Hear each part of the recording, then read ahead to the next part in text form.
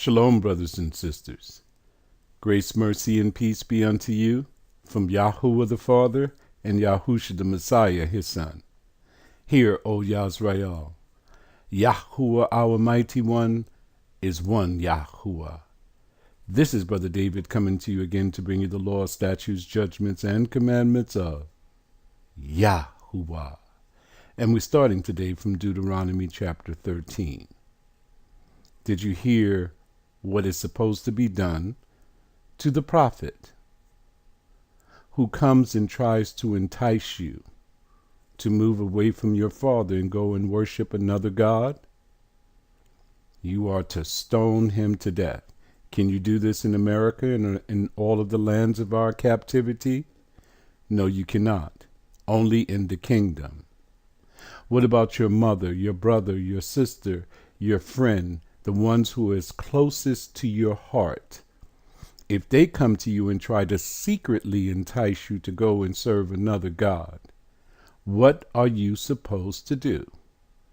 Your hand should be first to stone your own family member. Why would you do that?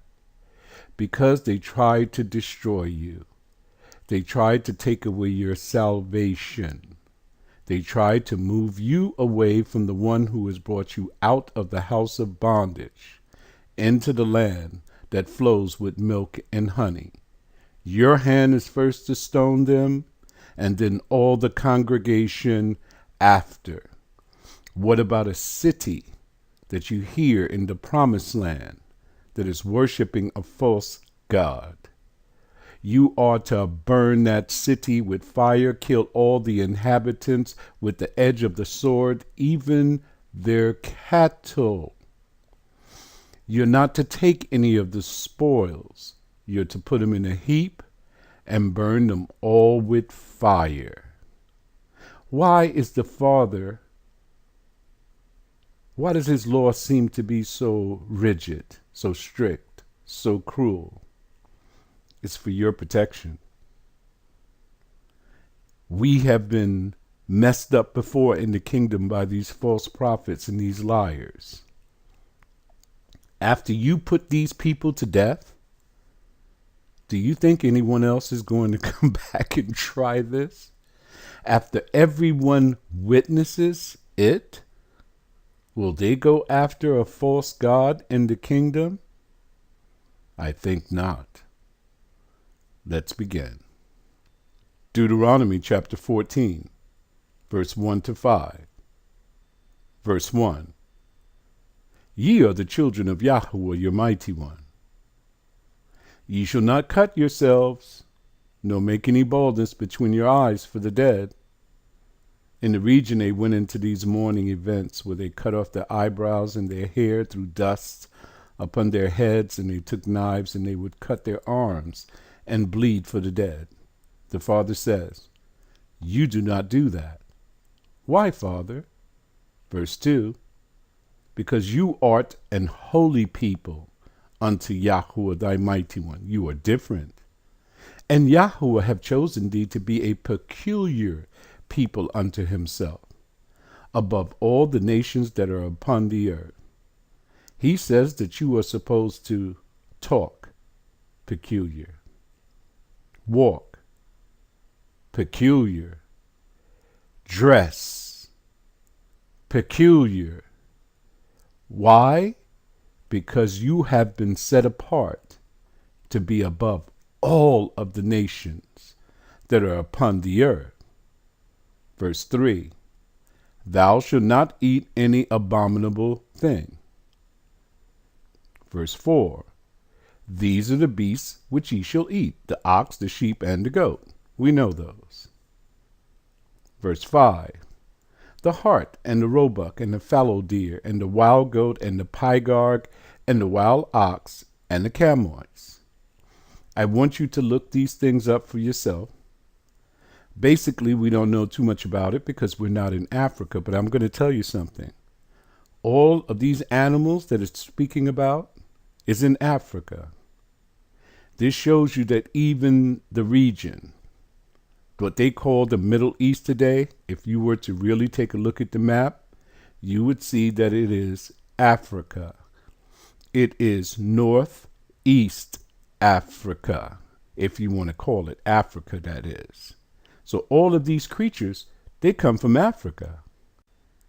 Verse 6, and every beast that parteth the hoof, and cleaveth the cleft into two claws, and cheweth the cud among the beasts, that ye shall eat. So you see there's three different criterias here. He has to part the hoof, cleave the cleft into two claws, and he must chew the cud. Now, the beast has to fit at least two of these criterias to be clean. Verse 7, nevertheless, these ye shall not eat, of them that chew the cud, or of them that divide the cloven hoof, as the camel, and the hare, and the coney, for they chew the cud, but divide not the hoof. Therefore, they are unclean to you. So they only met one criteria. You have to meet at least two. Verse 8, and the swine, because it divideth the hoof, yet cheweth not the cud, it is unclean unto you. Ye shall not eat of their flesh, nor touch their dead carcass. So the swine only met one of the criteria that it needs to be clean. Now it says don't even touch the dead carcass, brothers and sisters. You still become unclean just by touching it. Verse 9, these ye shall eat of all that are in the waters. All that have fins and scales shall ye eat. Verse 10, and whatsoever hath not fins and scales, ye may not eat. It is unclean unto you. Let me give you two examples. The catfish has fins, but it doesn't have scales. It's unclean unto you. It's a bottom feeder. The shark has fins, does not have scales. It is unclean unto you. Do you know what this means, brothers and sisters? You cannot go to the Red Lobster Shrimp Fest or Lobster Fest. They do not have fins and scales. So no more of the lobster dripping in butter with some lemon squeezed on top. Good. No, no, no. It is an abomination unto Yahuwah, no matter how good it tastes. Verse 11, of all clean birds ye shall eat. Now we know one bird that we eat all the time that's a clean bird. Every black person knows that bird. Verse 12, but these are they which ye shall not eat, the eagle, the ossifrage, and osprey. Look them up. You're going to find that these things are indigenous in Africa. Verse 13, and the glute, and the kite, and the vulture after his kind. Verse 14, and every raven after his kind. Verse 15, and the owl, and the nighthawk, and the cuckoo, and the hawk after his kind. Verse 16, the little owl, and the great owl, and the swan.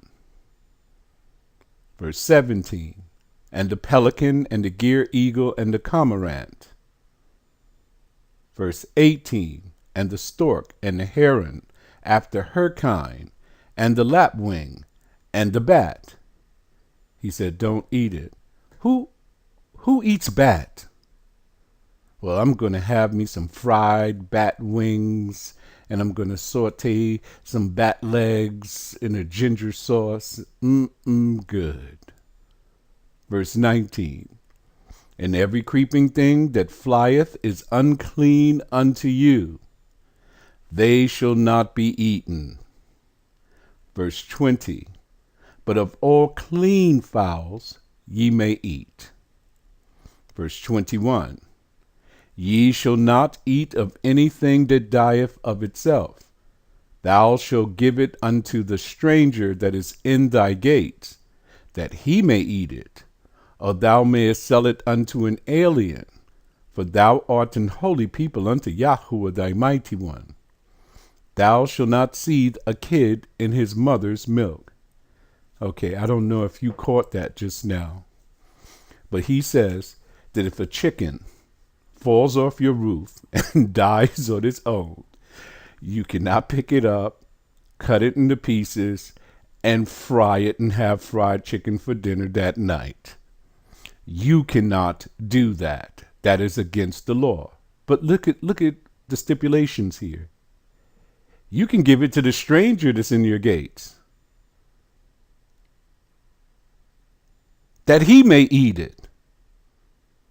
You can sell it to an alien. Those are the people outside of the kingdom, for them to eat. Why can we give it to them, Father, and we can't eat it? Because you are different, peculiar people unto Yahuwah, your mighty one. You cannot boil a kid in his mother's milk. When I first heard about this commandment here, they told us that someone who thought that they understood the law stated to us that you can't have a cheeseburger, can't put cheese on top of your beef burger. That's not what it says here. It says that you cannot boil, that's word seed means boil, a kid, that's a baby goat, in his own mother's milk. Now, who do you know that does that? It must have been a practice in those days, but we don't do that, do we? But that is the commandment. Don't boil a baby goat in its mother's milk. It's specific.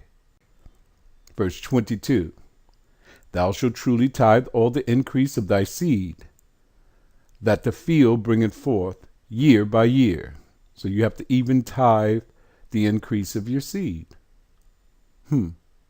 Where do you tithe it? Only in the place where he has put his name. Verse 23, and thou shalt eat before Yahuwah thy mighty one in the place which he shall choose to place his name there. The tithe of the corn, of the wine, of the oil, the firstlings of the herds and thy flocks, that thou mayest learn to fear Yahuwah thy mighty one always. Are you seeing these things? The tithe was supposed to be eaten by the giver.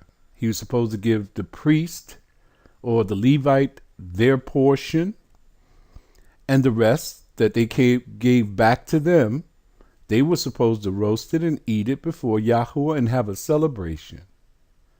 Verse 24, and if the way be too long for thee, so that thou art not able to carry it, or if the place be too far from thee, which Yahuwah thy mighty one shall choose to set his name there, when Yahuwah thy mighty one have blessed thee, this is what you're supposed to do. Verse 25, then shalt thou turn it into money, and bind up the money in thine hand, and shall go unto the place which Yahuwah thy mighty one shall choose. Okay. So if this place, the temple, is too far, say it's 1,000 miles. Let's see, I think 1,100 miles from where I live to New York and Florida. To New York, we're talking about 1,100 miles. So let's say 1,000 miles. You're walking or you're on a camel. We're talking about a couple of weeks to get there.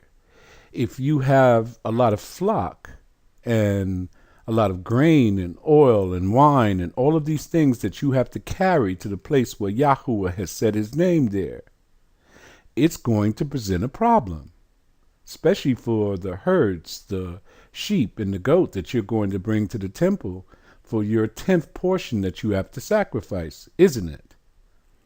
The flocks need to go from water source to water source. They also need to graze.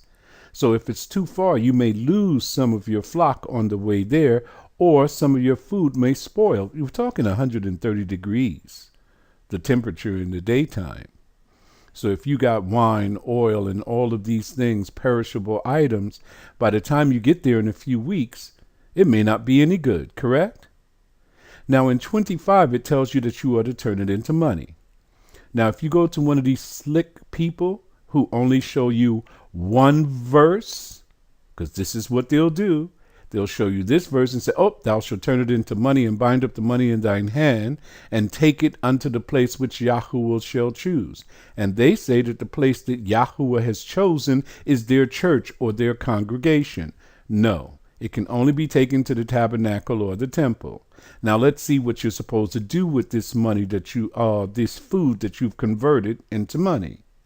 Verse 26, and thou shalt bestow that money for whatsoever thy soul lusteth after, for oxen, or for sheep, or for wine, or for strong drink, or for whatsoever thy soul desireth, and thou shalt eat there before Yahuwah thy mighty one, and thou shalt rejoice, thou and thine whole household. So once you get to the place where the Father has put his name, you are to convert the money back into items, sheep, wine, strong drink, grain, everything that you're going to eat. See, this is all about eating, rejoicing, having a party. It's nothing to do with money whatsoever. The word bestow means convert. 27. And the Levite that is within thy gates, thou shalt not forsake him, for ye have no part nor inheritance with thee. Hey, didn't they say that the Levites are in Haiti? Remember, we've already been to the kingdom. We are supposed to carry out all of these commandments. They are perpetual. Even in the lands of our captivity. Shouldn't we take care of the Levite? I mean, if you have identified who they are, you still have to take care of them, don't you? It's just a question. Verse 28. At the end of 3 years, thou shalt bring forth all the tithe of thine increase the same year, and shalt lay it up within thy gates. You're not bringing it to the temple this time. Why are you going to lay it up within your gates? Verse 29, and the Levite, because he hath no part nor inheritance with thee, and the stranger, and the fatherless, and the widow, which are within thy gates, shall come, and shall eat, and be satisfied, that Yahuwah thy mighty one may bless thee in all the work of thine hand, which thou doest. So this is the Father's welfare system. No one goes hungry in the kingdom. Everyone shall eat and be satisfied. You are your brother's keeper. The Levite, you have to take care of him. You are the stranger's keeper. The one who serves you, you have to take care of them. The fatherless, the orphans, and the widows that are within thy gates, you are required to take care of them. Have you noticed that it constantly says within thy gates? Do you know that you're going to be a landlord?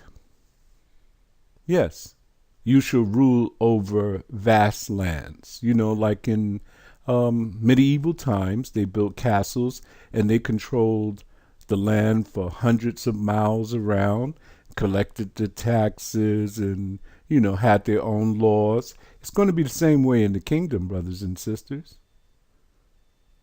This is how much the Father has prepared for you. But with all of the blessings that he has prepared for you, he says that you must take care of all of these people. This is the law. And this is how Yahuwah works. This is his welfare system. And guess what? It's perfect, and no one is left out. Continue to chapter 15. Shalom.